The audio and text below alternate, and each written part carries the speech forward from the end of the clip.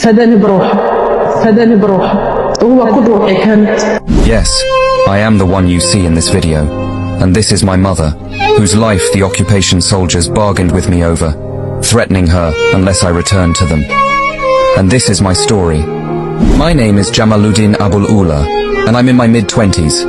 I used to live in the city of Gaza with my mother and my younger brother Hussam, who is 1 year younger than me, after the Israeli occupation killed my father during the events of the Al-Aqsa uprising in the year 2000. On the 12th day of February 2024, the occupation forces were determined to storm the NASA medical complex, which had turned into a center for sheltering the displaced persons whose homes the occupation had destroyed. My mother, my brother and I were among those displaced persons. That day, in the vicinity of the complex, my brother Hussam went out to procure food. On his way back, carrying some vegetables and bread, an Israeli drone fired at him, striking him below his back. He fell to the ground, the food mixing with his blood.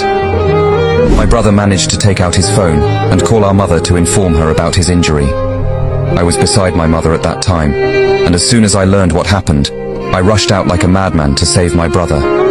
No sooner had I moved away a few meters from the complex than I was surprised by the occupation soldiers arresting me and assaulting me by beating until my head was bruised. Afterwards, they stripped me completely of my clothes, dressed me in a quarantine gown, wrapped the wound on my head with a bandage resembling a turban, and then shackled me.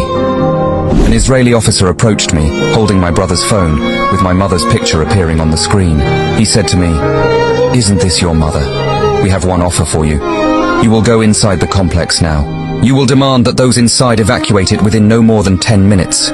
Then you will return to us, and if you don't return, we will kill the owner of this picture. We will kill your mother." I had no other choice. I rushed into the complex, still in my shackles, and delivered the message I was forced to carry to those inside. I rejected the pleas of those within the complex to stay and not return, repeating, "They will kill my mother." I turned back towards the gate of the complex, intending to return to the occupation forces, thinking that I would become a detainee for hours or days. But no sooner had I moved a few meters away than 3 Israeli bullets lodged into my body, making me a martyr like my father, leaving my mother and my younger brother, who had become paralyzed, to endure the remaining chapters of the tragedy.